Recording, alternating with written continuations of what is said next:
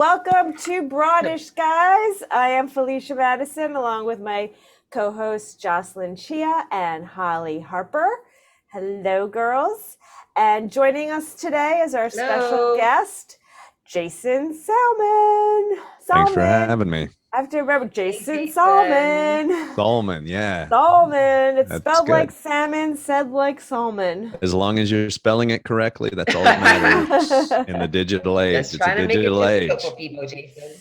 So before we get started, breaking news, we just wanted to briefly congratulate two of our guests, Jocelyn and Jason, who were just passed at the Comedy Cellar. All right. Super exciting. Thank you. For those of you not in the comedy world, it's a big deal.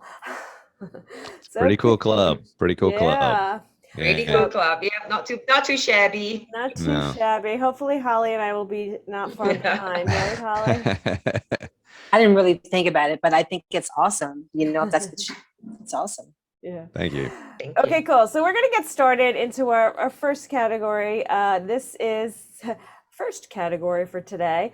It's cheating and getting caught, and all the ways. What was it, the top 20 stories of how people got caught cheating? Yeah, it was these people were getting caught cheating, and it was so stupid. They kept getting caught by technology. It was just my phone, my iPad, my email. And I was just if you're going to cheat, you just got to stay ahead. You got to stay 3 steps ahead. Don't hand your phone off. You know what I mean? I just kept thinking these people are really sloppy. And you would think if you're going to cheat, unless you really just don't respect the person at all. I was like, wow, cheaters are sloppy. Cheaters are sloppy. That's true. The technology thing. I did find that one story about the girl who came home and found her dad in bed with another woman. I was like, okay, that's refreshing. I didn't realize. That's refreshing. I didn't realize it was because it was old school and devoid of technology. That was very I was like, 70s. oh. Yeah, it was very, oh, look. very 80s, yeah. very 70s, very 80s. You used to catch a cheater in the old days. You walked into the house when you weren't supposed to be there. I was reading a book the other day, and the guy actually had a separate phone just for his lover, so that all the text messages went on there. And she actually found the phone. So I learned that if you're going to cheat, you should have because that's a classic way of getting caught. Finding the text. How stupid can you get to have text on your own phone? I mean, you deserve to get caught, as far as I'm concerned. Well, what used to freak me out was I used to wait tables at this restaurant. This guy, I didn't realize he was cheating on his wife, but he would bring his girlfriends into the restaurant and then bring his wife. And he would cheat on her with women that looked like her. So I actually, I blew up someone's spot by accident because I was like, oh my God, your hair looks so cute that way. And she's like, I've never been here. And I was like, oh, shut up. No, and then for you that day.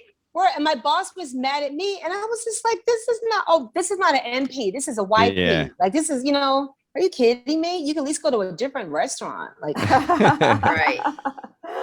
When I do the multiple dating thing, it always freaks me out when the guy oh, let me see that photo. When he has my phone, oh, let me see that photo. Or what's this video you're talking about? And I'm like, oh shit, please don't text. Please, you don't have anyone, my other guys text me at that time. Or don't scroll through. Don't scroll through. Oh yeah, don't scroll through. Isn't that a general rule? You can't scroll through. Do they know that you're multiple dating, Jocelyn? I think in the very beginning it's assumed so, but I don't think anyone wants to know for sure, right? So I think it's the volume of her multiple dating that throws them off. She's afraid. She's like, look, if you know I'm dating a couple other guys, but if it's all of Jesus's disciples, then that might bother you a little. Plus 10. She had a first string and a second string. She did. That's a little concerning. She's I have bench guys. I have. You have just in case. Bench for the bench guy. I wonder what happened during the pandemic to all these cheaters that had relationships on the side, and they couldn't really. They couldn't really. There was a funny meme that went around where people were calling 911 and the husbands were being taken by ambulance away so that they could go see their significant others. No, really? What? It was like I think it was a joke. I mean, I think it was a joke, but I'm not sure. It better have been I a joke. So, but probably not. Because that's a cheat. That's a cheat that we all pay for with tax dollars. Oh my God, I do. That's a line That's I draw crazy. for sure. Unless there's a cheap service that brings these ambulances around. Yeah, if like it's an Uber like for cheap. yeah, it's like an acting Uber. Yeah, I do. I do have someone close to me that got found out that she was cheating because she was in a car accident and all her people showed up to the hospital. Wow. Well, I mean, she was cheating with the right people. They all cared at Yeah, least. they That's the cared good for news. Her problem is she cheated too well. Yeah, it was like, Man. who are you? Who are you? Yeah, She made everybody love her. I don't think any of my bench guys coming to the hospital for me. Yeah, They're like, oh, you're out of commission. See you in 2 months. I'm actually, Holly, do you ever feel like afraid, like looking at your husband's phone, like I don't want to find anything? No. Oh. No, I'll be honest with you. You're very confident, huh? He goes through my stuff. I go through his stuff. Yeah. Like I really do. I've gone up and through all his photos. Like I'll be like, you never sent me this photo. And then I'll text him a bunch of his photos. Like I never had a reason to worry. I don't either, but I always just like think to myself, like, oh my God, like what if there's something there? I don't want to know. I know, like people say things like, well, if you're going to look, you're going to find something. It's like, actually, no. That's not true. You're going to find a cheater, but yeah. Well, this will be a good segue if my husband cheated on me. You're always great with the segues, Felicia. I'm gonna get that like, gun. Speaking of violence, speaking of killing people, he won't have much fun in this relationship anymore. But on a more serious note, we discussed this a little bit earlier that people are really fearful, and more and more civilians are going out and purchasing a gun. Holly, you seem to be inclined to do so. I am. Yeah, I am. Definitely not, because I will end up probably shooting my own foot.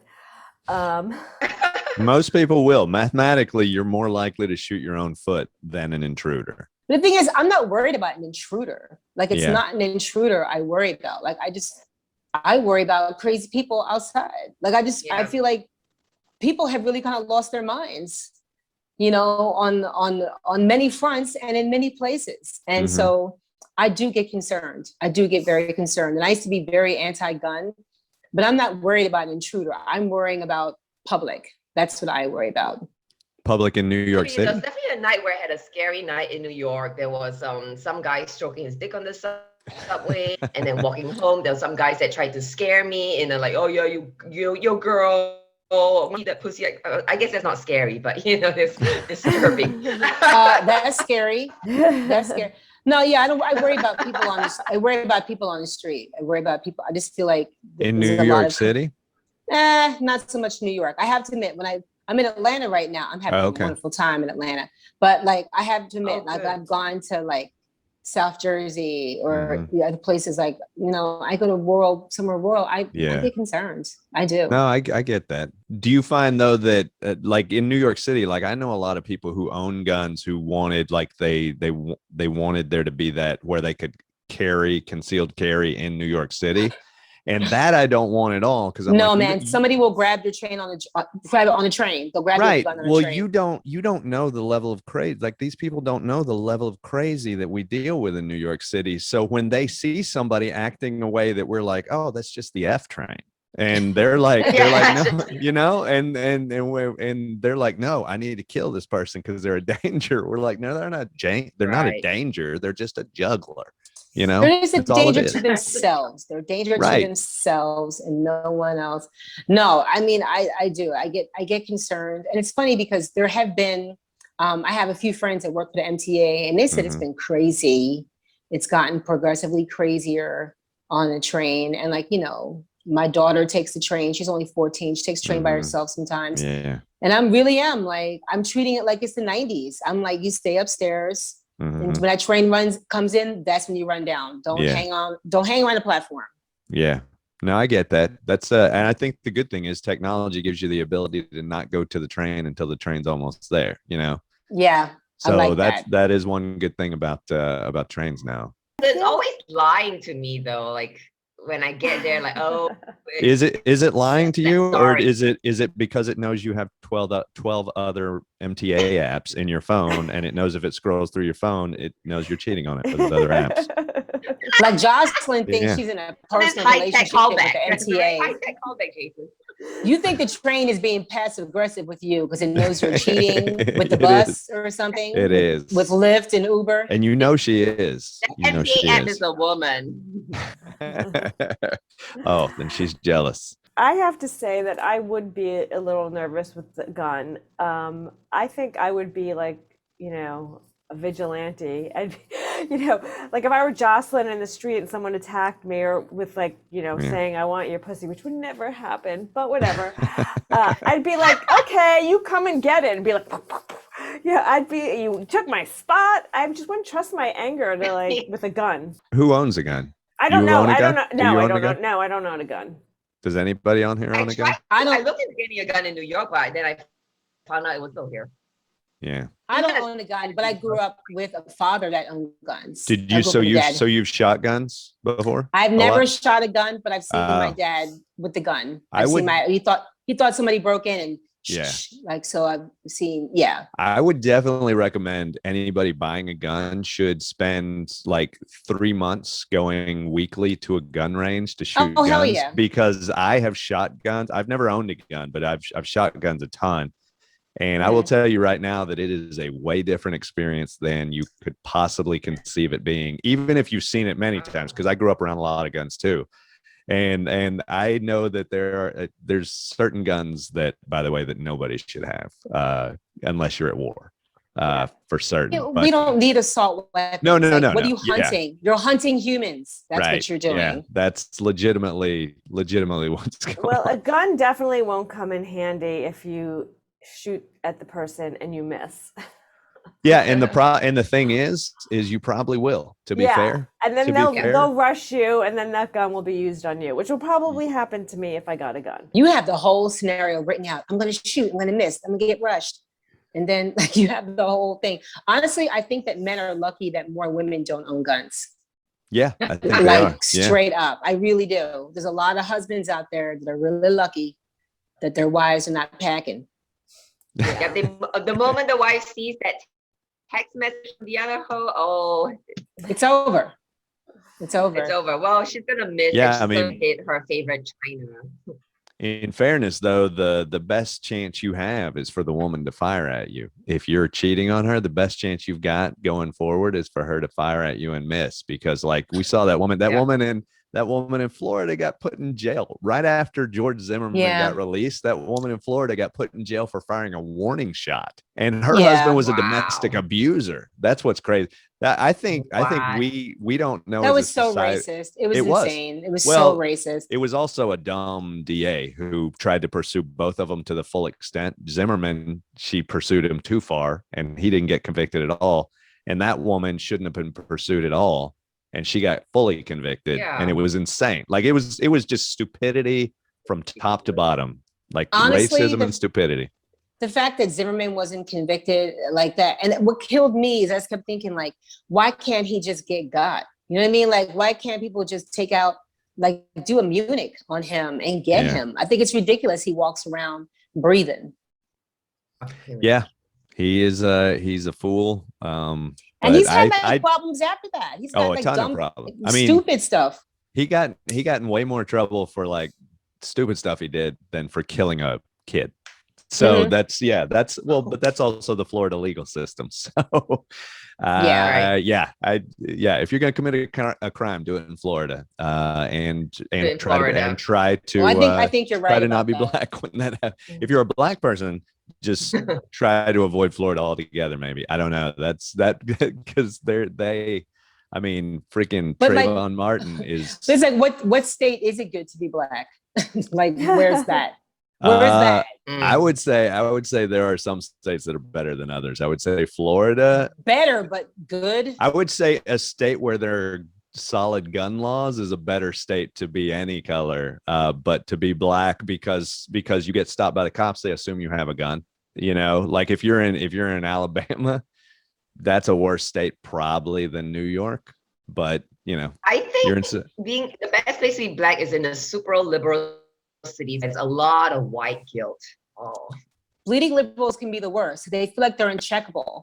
Because if you check a lot of bleeding liberal, very often it'd be like, I do this and I do that. And how dare you accuse me of being racist? And it's like, oh, so now you're uncheckable because you've lived in this liberal life. I get it. No. Yeah, that's very real. I would say being around bleeding liberals is probably the most annoying way to be Black sometimes, because it is the most annoying way, right. But I will say that being around people who tend not to have guns is probably the less dangerous way. I think. I'd rather be around a non-gun. Yeah. Because what's so funny though is a lot of people they see people who have guns, like people enjoy, like I'm in Atlanta right now, and I've had friends who've moved here say, I like it. I can see their guns stop front. It's kind of clarifying. Yeah. A lot of people here have guns. People don't mess with each other like that. So it's funny. It made me really think, like, I kind of appreciate that. Yeah. Like I know a lot of Black folk, family, they'd be like, I like my racism straight up. I can see it coming.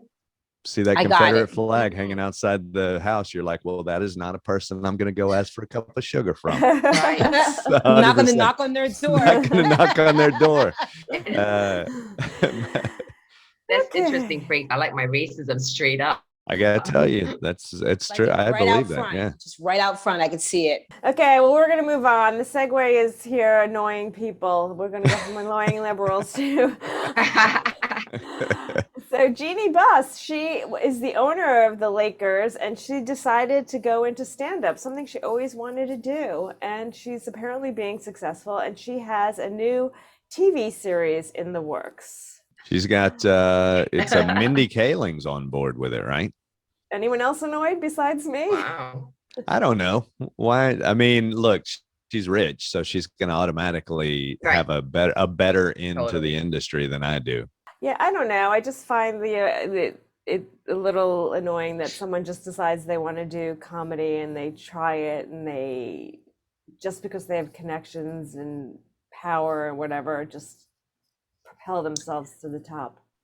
But it's like, I look at it two ways. Like, don't you have enough? That's one way, you know what I mean? But another way is like, people use their connections all the time. And if I was super connected and my kid wanted to do something, use those connections and I'll help you. So I kind of get it. You know what I mean? Like, you've got one life. Who says when you've had enough? Like, who's to say when you've had enough success? So, but I get being annoyed. But then I also kind of feel like, well, if Jeannie was my friend, I'd be like, girl, you got one life. You got to do it. Yeah. I think the thing with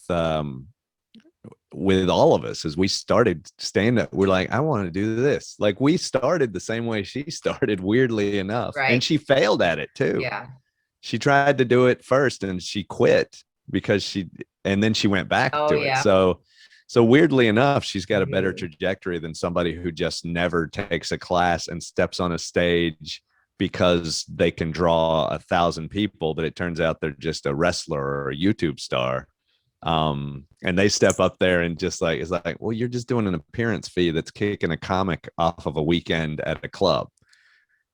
That's essentially what it is. So it's funny though how, like, I was talking about this to someone, how you could say, well, if you have a connection, use it, great, all the power to you. But when it happens to be, I don't know, college admissions or a job for like a college graduate, and then people are like, oh no, you can't do that. That's wasn't not okay. the college admissions they were just paying to be in there. Yeah. No, I mean, if you paid a comedy club to be in there, I would be more pissed. People don't want like legacies anymore. Like, if you're a legacy and you're give to the school, you're not any more likely to get in than a regular person. They're trying to get rid of all that. Interesting. And that's privilege. That's privilege and connections, and a lot of people have problems with that. So where do you draw the line? I know, but wasn't it like Lori Loughlin, like they were posing for like rowing, like crew photos, and they were never on any team? Though. Like, that's different. That's using your money and your power and your privilege. Like, seriously, because poor kids weren't doing that. That was the scandal that happened. But for generations, legacies have been getting into schools, and now they're not because of everything that's going on, because there's a backlash against connections and privilege. Well, I think because when you look at legacy, who has that legacy? And if that, I mean, I get it how that feeds into systemic racism because who has that legacy? Well, do you know what I mean? Same with Jeannie. Who has the legacy? Her father was the owner of the Lakers. But in comedy, people are either going to laugh or they're not.